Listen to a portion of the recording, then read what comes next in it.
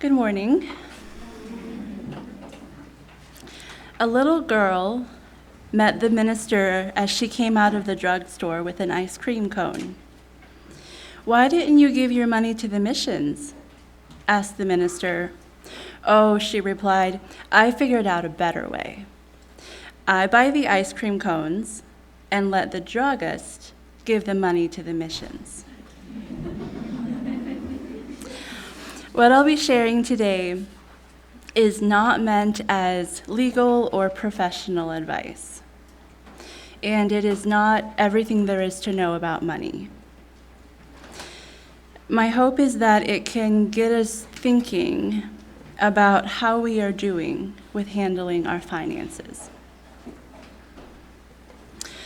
So I would invite you to follow along in your outline, and there will be places for you to take notes and follow along.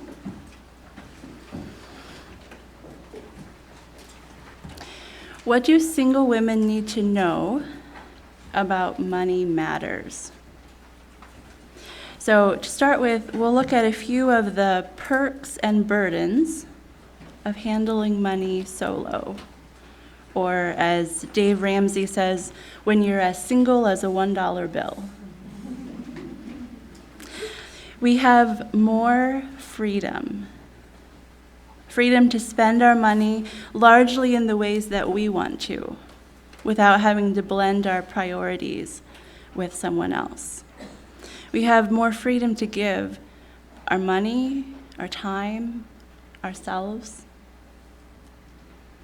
We have more responsibility. Responsibility falls into our laps to provide for ourselves, to do the adult thing and learn how to provide for ourselves, how to spend our money in God-honoring ways. We also have more vulnerability. As women, we were created for a specific role. We were created to be nurturing, relational, helpers. And when that comes to money, we tend to be maybe less of critical thinkers. We might have less drive to achieve. And so it puts us in a maybe gullible or vulnerable position when handling our money. We have less accountability. We don't have that automatic double check of someone knowing and holding us accountable about how we're spending our money, how we're saving, or whose kingdom we're building. And we have less disagreements.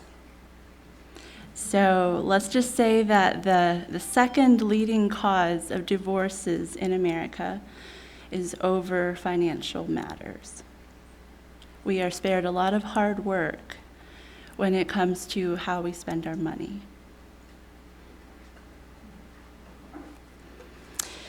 So, what do the single ladies that you know tend to struggle with regarding finances? I included a list in your booklet. This is just to get you thinking. There's not a right or a wrong answer here. We're going to read over the list, and I would invite you to circle maybe one or two of the things listed that you observe single women that you know struggling with regarding finances. Not making enough money, knowing how to handle money wisely, having a good vision for their financial future, being unconcerned or ignorant about their finances, being stingy with money, or something else. So just your gut responses. What are one or two ways that you see single women struggling with money?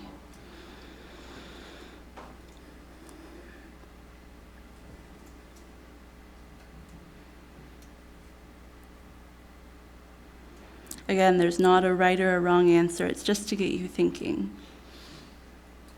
A couple signs of financial trouble According to Nate Yoder, when you spend more than you make in a year,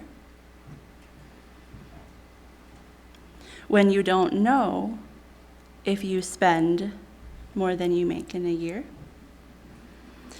and when you don't care whether or not you spend more than you make in a year. I wonder if you see yourself in any of those. God gives us money as a tool, a test, and a testimony.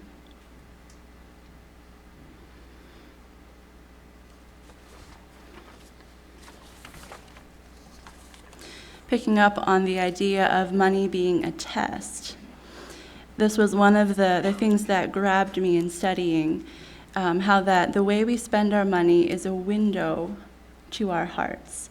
It's a window that shows us what we value or what's important to us. Jesus said, "Where your treasure is, there will your heart be also." Maybe in more modern language, Billy Graham said, "Give me 5 minutes with a person's checkbook, and I'll tell you where their heart is."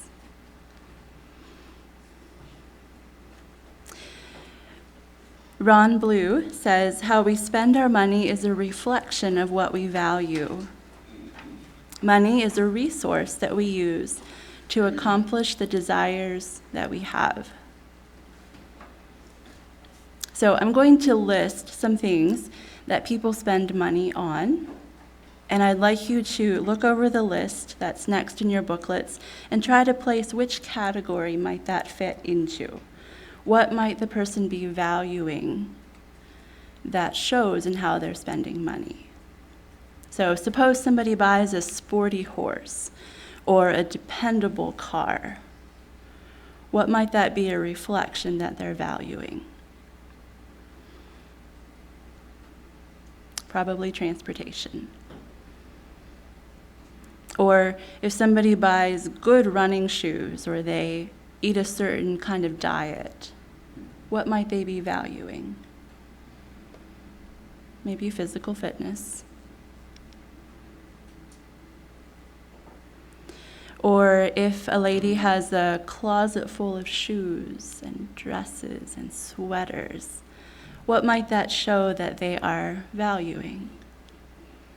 Maybe personal appearance. Or if you take that every winter trip to Florida, that says something about what's important to you, right? Rest and relaxation. So these things are not wrong, but they do give us a window into what is important to us, what do we value. God cares about what we do with our money because he cares about what's in our hearts. He cares about what we love, what we value.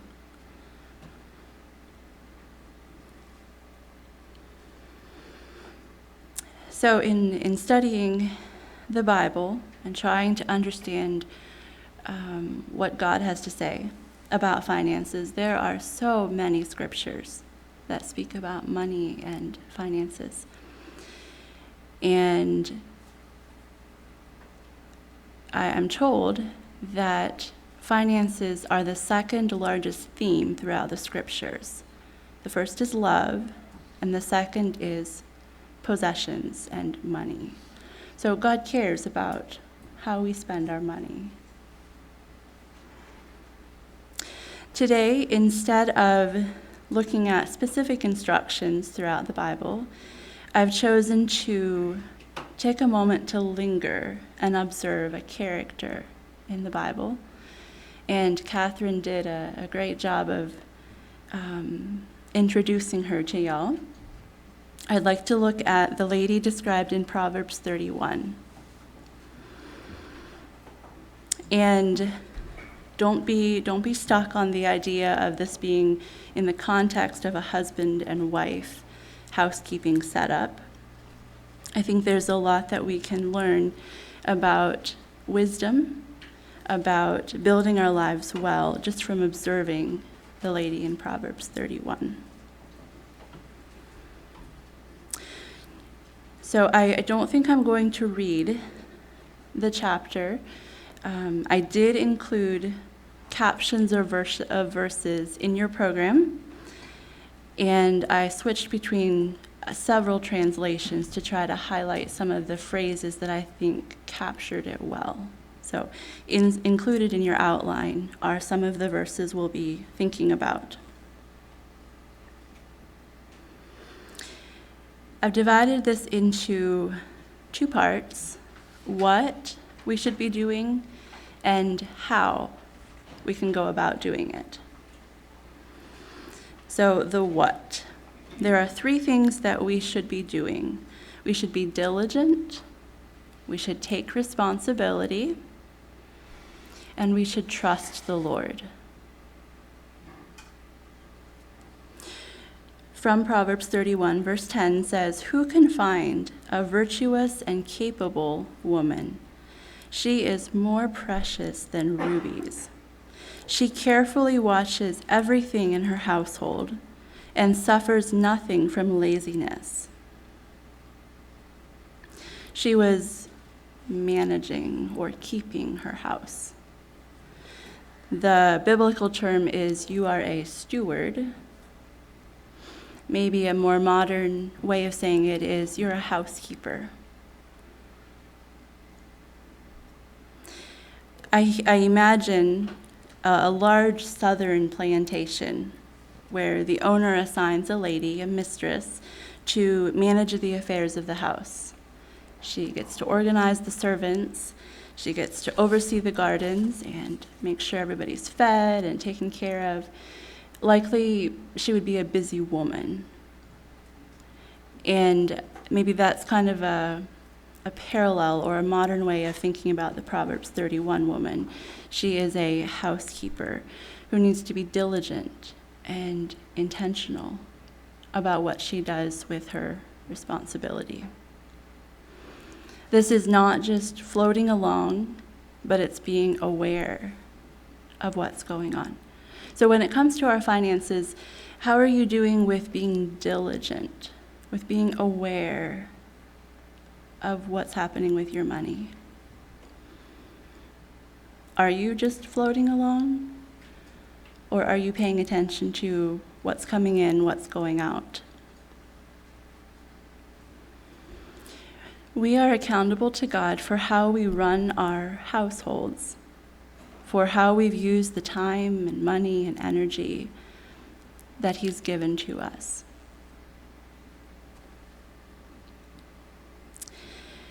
We should take responsibility. The heart of her husband safely trusts her, so he will have no lack of gain. She does him good and not evil all the days of her life. So again, don't get hung up on the husband-wife labels here. What if we thought about this in the context of the Lord is our husband? Is it true, is it accurate to say that the heart of our husband, the Lord, can safely trust in us with how we're handling our finances? Is it true that we are doing him good and not evil with how we spend our money? For a housekeeper, whether it be the Proverbs 31 lady or a southern plantation housekeeper or you, the buck stops with you. You don't have a husband to provide for you. You don't have a husband to be looking over your shoulder saying you need to save for retirement. That's your responsibility. The buck stops with you. How are you doing with embracing this responsibility? If you can trust someone with money, generally you can trust them with other things too. Number 3, we're called to trust the Lord. Verse 30 says, "Charm is deceitful and beauty is passing, But a woman who fears the Lord, she shall be praised. Right now, we're assuming a lot of things. We're assuming that what we know as normal now will continue to be. That we'll be able to live in a country that lets us save money in the bank, that lets us hold down a job. We're assuming that we'll have life and health and the mental ability to think about money. But these things are not guaranteed. Statistics say that 1 in 2 women will develop cancer. They say that 75 to 80% of married ladies will be widows in their lifetime. Recessions, wars, bank failures happen.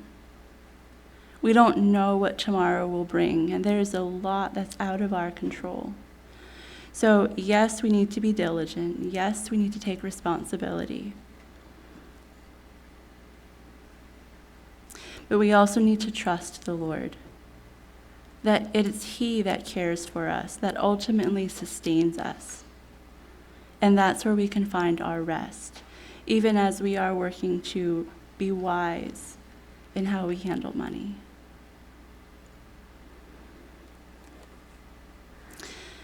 The second part, how. How do we do these things?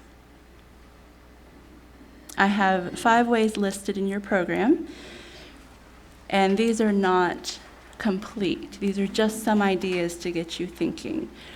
Get a job, think ahead, spend intentionally, give cheerfully, and recognize your dependence. So get a job. That might sound obvious, but maybe it's not so obvious to some people. The lady in Proverbs 31 shows us what it looks like to be busy, to be productive, to work hard, to be willing to work hard.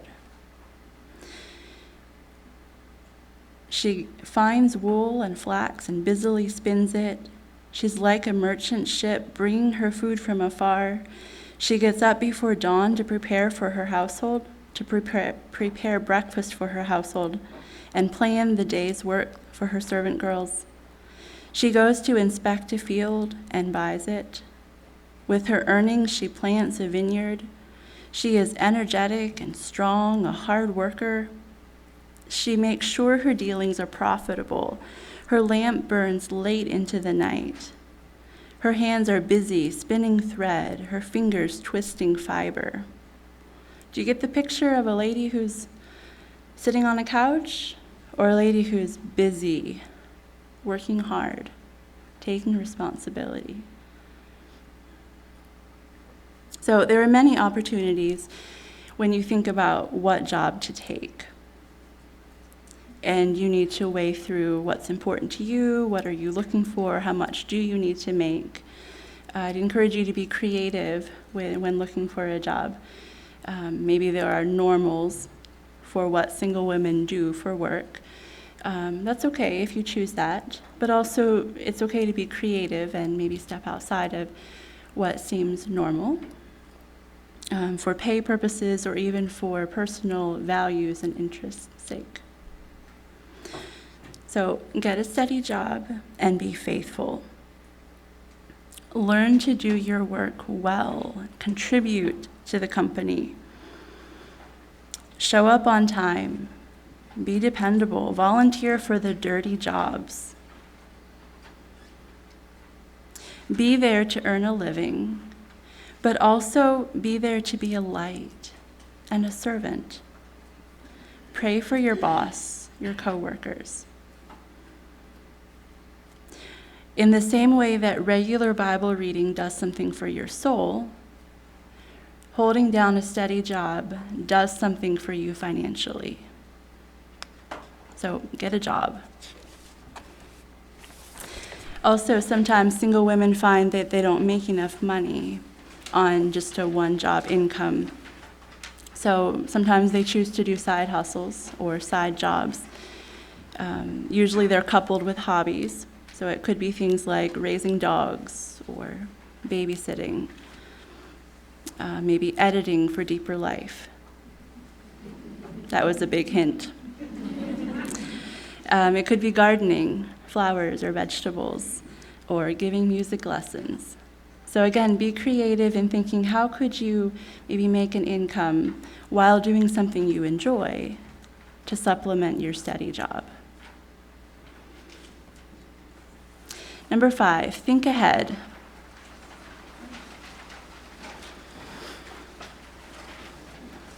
She has no fear for winter for her household, for everyone has warm clothes.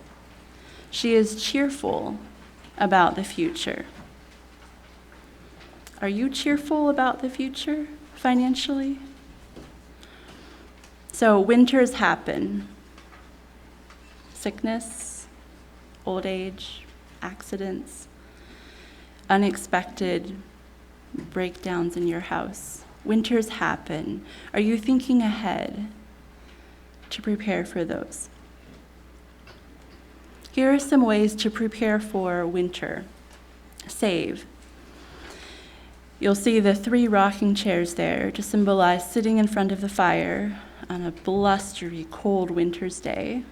That sounds pretty cold, pretty inviting and cozy, right? So think about saving it for these 3 things as thinking ahead well for the future. The first one to save for is an emergency fund. So emergency funds, people usually recommend that you save $1,000 and for 3 to 6 months of expenses. That would mean if you have an accident or a sickness where you would need to be off work for a time, this would give you some cushion, some margin in being prepared for winter. Large or seasonal purchases, things like buying a home or replacing transportation or your roof or your car tires, or for maybe heating and cooling costs. Those are all things that you can be thinking ahead for and saving. And the third one is retirement or older age, when you aren't as able to make an income and expenses still come. So the big question here is, how much is enough? And that is a question that you will have to wrestle with. There's 2 helpful guiding questions that you can think about maybe to get you started. One is, how long do you want to be working? And the second is, what kind of a lifestyle do you want after you quit working?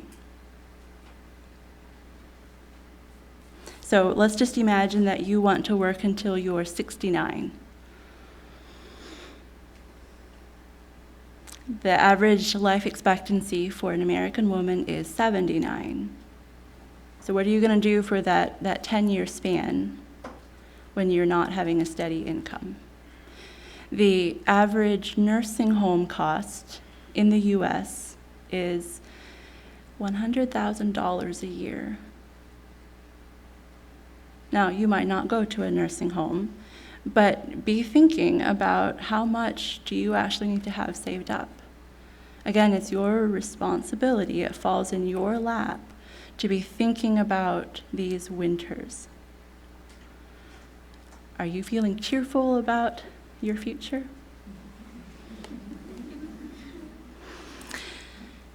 Another way to think ahead is through investing. The lady in Proverbs 31, she bought a piece of land. That was an investment for her. So that's one option.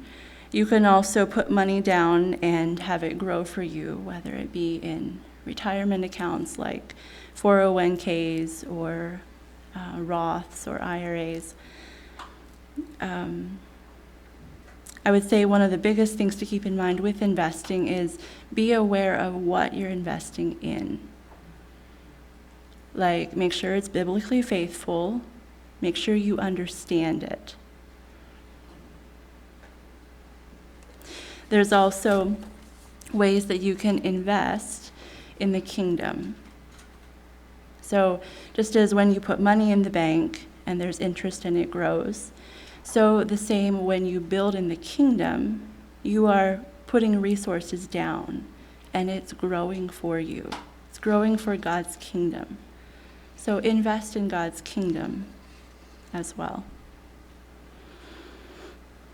When investing, think slow and steady over the long haul and avoid get-rich-quick schemes. If it seems too good to be true, it probably is. Another way that we should be thinking ahead is end of life matters.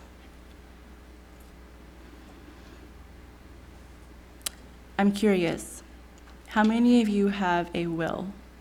Raise your hand. Okay, thank you. How many of you have thought about having a will written? Okay.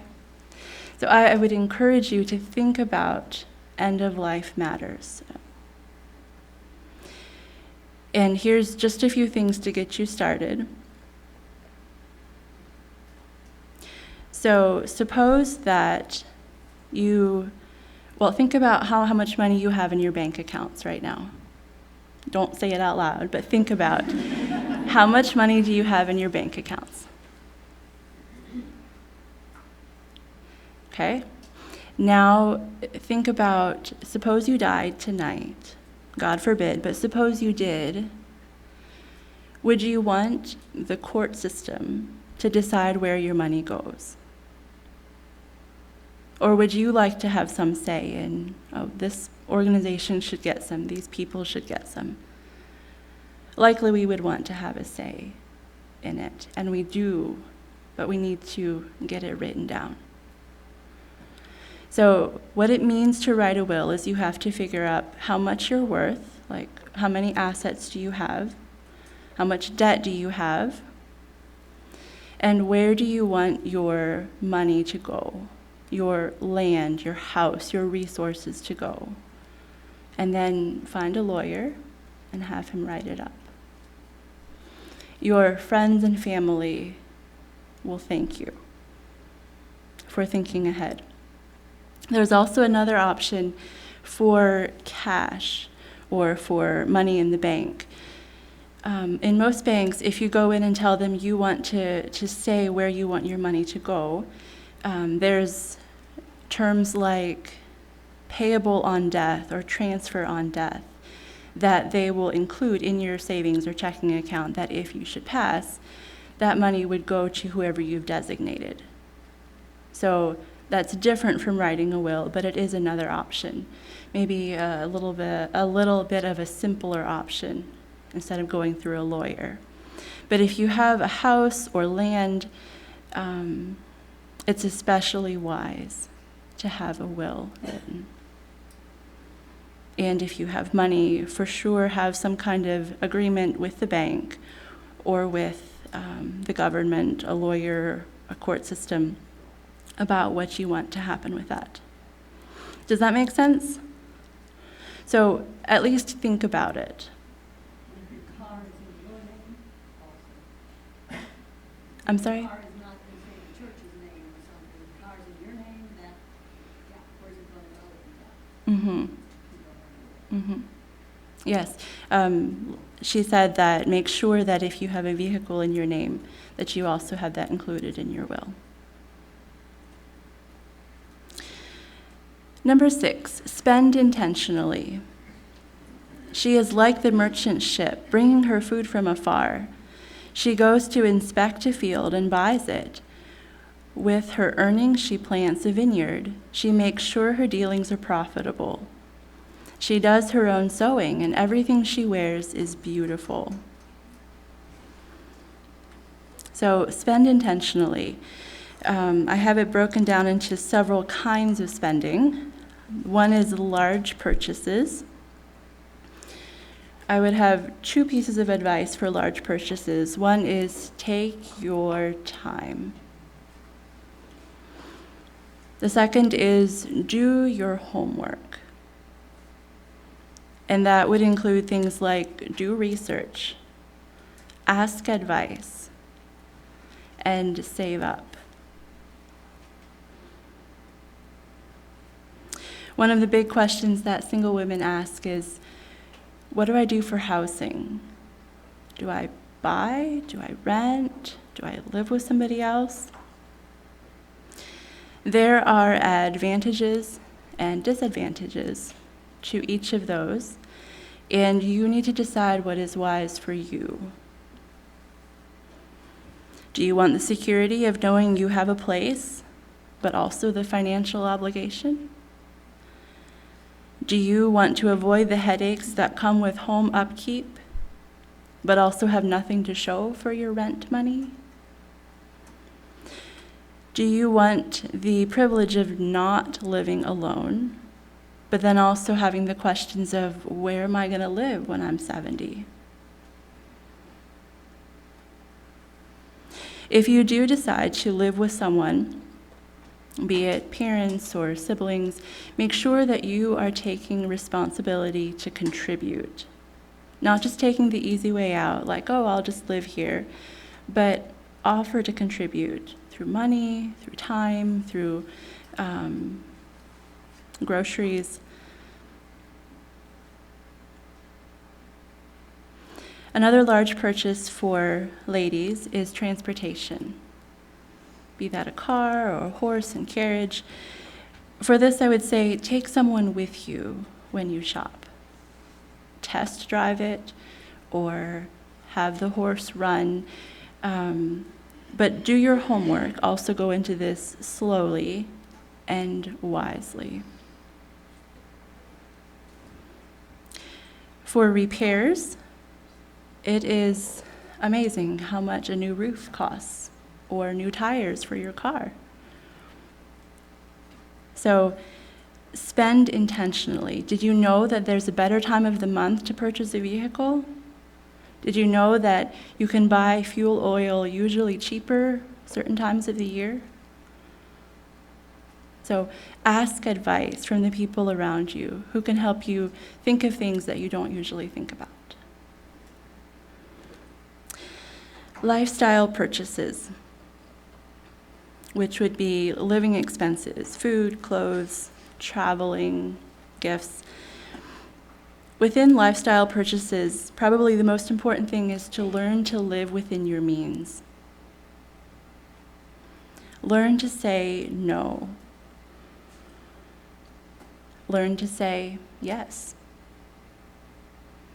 Learn to ask yourself, are you really going to use it, or wear it, or eat it? Likely we've all bought dud purchases that at the moment seemed like a good idea, and afterwards we never reach for it. So spend intentionally. Periodically, it's also good to look around and see what you have, how much, and what. If you haven't worn it or cooked with it or drove it in the last 2 years, maybe somebody else could use it more than you are. I'm not saying you have to get rid of it, but it's good to consider periodically, how much do you have and why do you have it?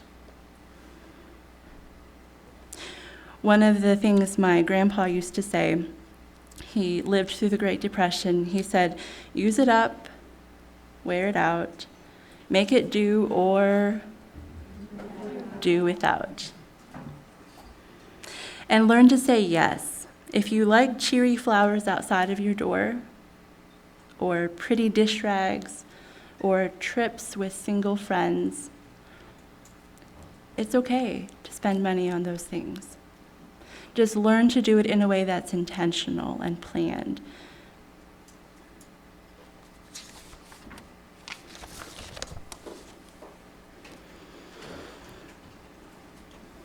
Budgeting and tracking.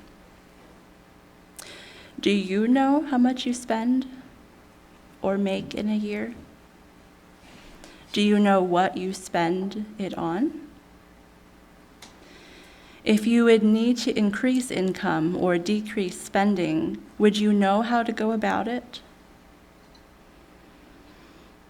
So budgeting and tracking our income and expenses is one of the best ways that I know to keep watch or to watch carefully over the ways of our financial house. It's good discipline, and it acts like a mirror, revealing where our money is going and what's important to us. How many of you have budgeted before? Thank you. How many of you have ever thought of budgeting? Thank you. So, at your places, you'll find this family budget planner. These are compliments of Anabaptist Financial, and they were given with the intention, with the hope, that this will be a tool for you to at least think about tracking your expenses or budgeting. It's set up kind of like a checkbook, where you have a starting amount and you mark off what you spend and what comes in.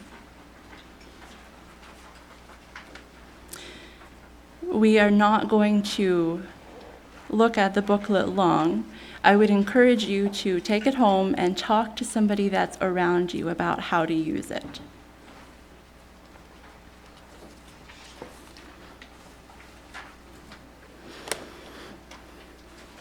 Again, one of the first steps in getting your financial house in order, in my opinion, is tracking your expenses or thinking about a budget. It has a way of growing discipline and awareness muscles. Moving on to debt. Debt isn't sin. Maybe it's more like more wise or less wise, but it's not sin. Maybe it's like using tomorrow's paycheck to pay for yesterday's bills.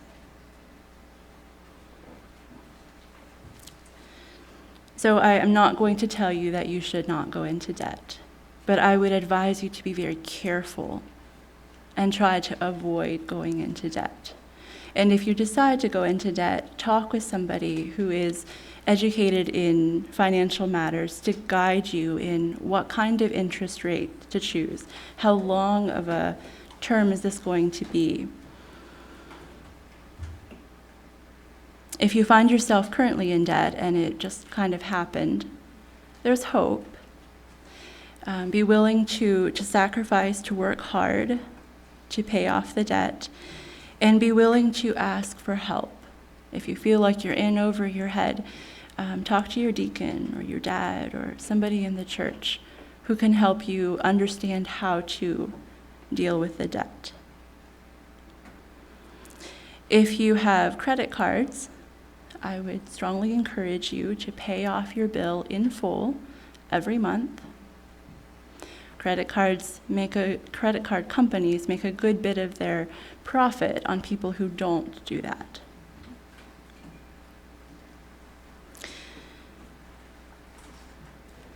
Take care of what you have.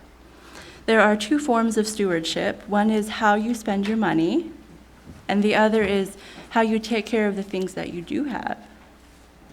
So things like cleaning your house, or washing your car, or watering those pots of flowers that you planted in the springtime. Take care of what you have, because you are stewarding these things.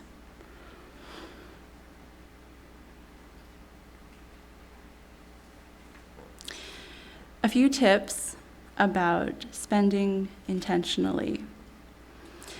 It's helpful to shop smart, to buy things when they're on sale, to buy gifts ahead of time when you see that something is on sale, to shop thrift stores,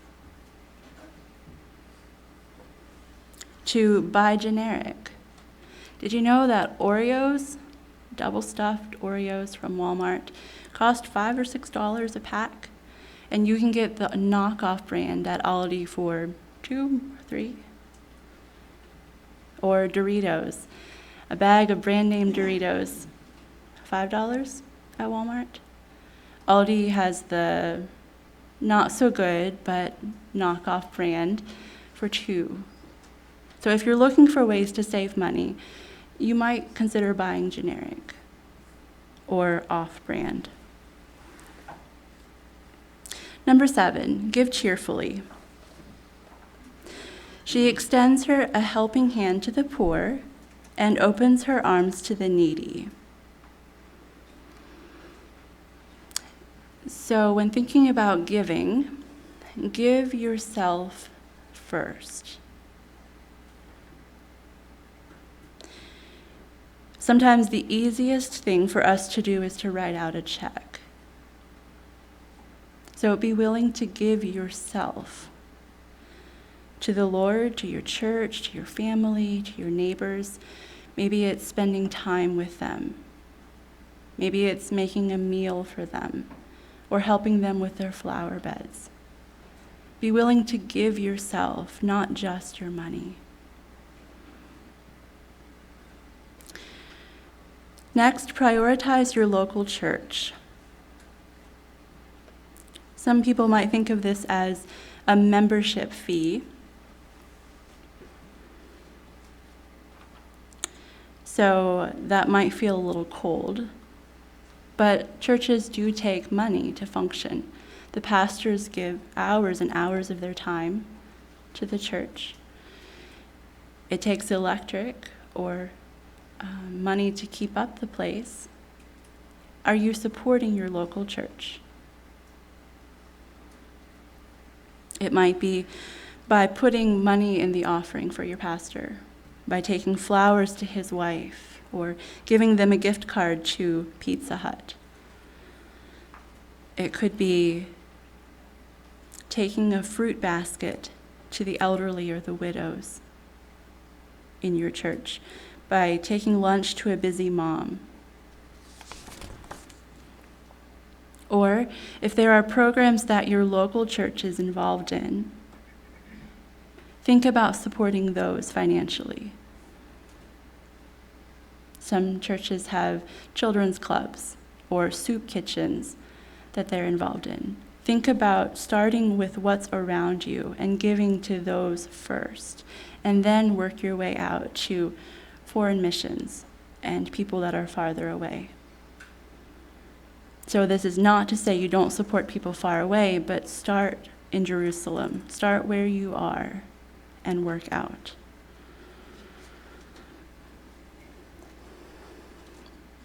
Become informed about what needs are out there and what organizations are doing to meet those needs. So when you give, be it to Christian Aid or to a Bible translating work or to Deeper Life Ministries, become informed with what is the work about? Where is my money going? What will it be used for? Do you believe in that work? Is that work important to you? It's not as simple as just writing out a check and now I've done my job. Become informed about where your money is going. You can pray for the people who will be receiving your money. You can sign up for their newsletters. And be regular. So there's a place to be spontaneous in our giving. When you hear of a need and you write out a check or give. But if that's the only time that you give, likely you're either giving more or less than you think you are. So be regular, be consistent and steady in your giving. The discipline of giving weekly or monthly or in a steady way trains you that, yes, I am giving. Yes, this is important to me, instead of just writing a one-time check once a year. It keeps it on your mind that this is important to you. Aim for a certain amount to give regularly. 10% is a great starting place. I don't know that it's commanded in the Bible for New Testament Christians. But the idea of giving something upfront to the Lord every time you get income is a spiritual muscle that trains us that this is not ours to keep.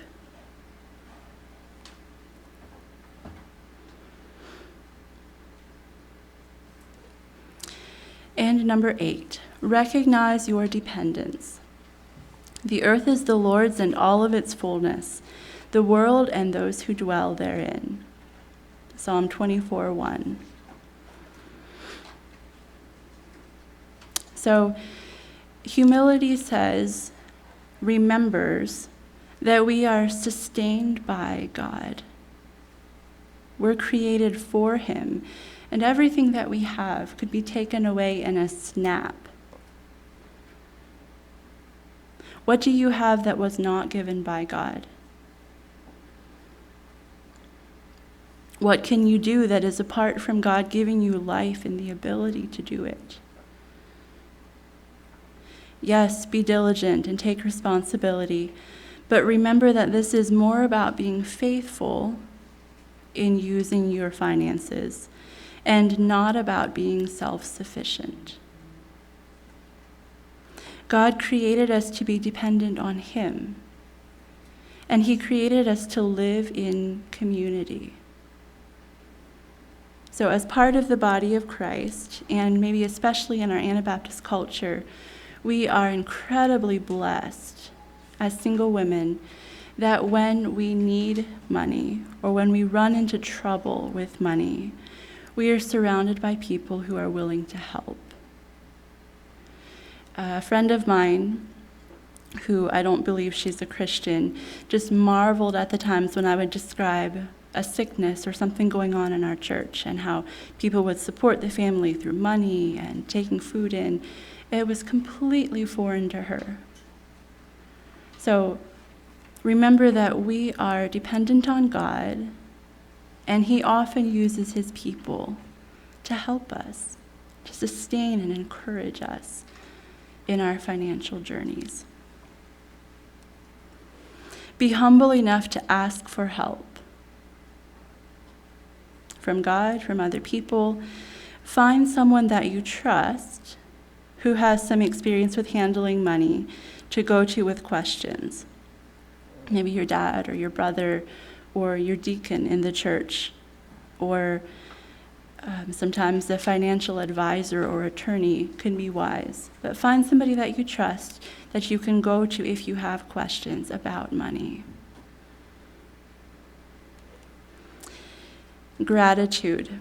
Gratitude turns what you have into enough. Cultivate being thankful and content with what you do have. Become aware of how some people in the world live on less than $2 a day. Or people who are in war-torn countries live. Maybe not eating for days. Maybe without electric. Maybe in the cold and the dark. This is not to make us feel guilty by saying how poor they have it and how nice we have it, but it's meant to help us recognize how blessed and fortunate we are. We had nothing to do with deciding what country or family we were born into. It could just as easily have been us in Ukraine or in Haiti. The Lord is choosing to bless you with good things. Enjoy them and be willing to give, to help other brothers and sisters out. Several P's for the journey. Number 1 is purpose. What is your why? So when thinking about money, maybe even saving money, it's really helpful to know your why. Why are you trying to be careful with your money? Why are you trying to save for the future. Like, you might have this general vague idea, but it helps to put it into words. Like, why? What is your purpose in all of this? Is it to provide for yourself? Is it to bless other people? Like, put it into words. What are you after in this? Number 2, plan. Set goals. Where would you like to be in 5 years? Would you like to have a house sometime? Do you have a will? What is your savings account looking like? How regularly do you give? Some of those could be goals for you to work on. Maybe you'd like to, in the next year, think about going to the bank and telling them you want to designate where your money will go if you die. Maybe you'd like to try to start giving regularly. But set goals that are personal, that are important to you, that you can work towards regarding finances. Number 3, have a partner. Who are you walking with? Be it your dad or your deacon, a brother, a businessman. Name people. Have people around you that you know you can go to with questions about finances. Number 4, find a path. Be informed and intentional. I will not preach, but I would encourage you that this is a great path forward. Think about tracking your expenses. Think about having a budget. That can be a way forward, a path forward that will help you set your house in order. And number 5, remember that you have a provider. You are not an orphan. We have a Heavenly Father who cares, who sustains us, who provides for us.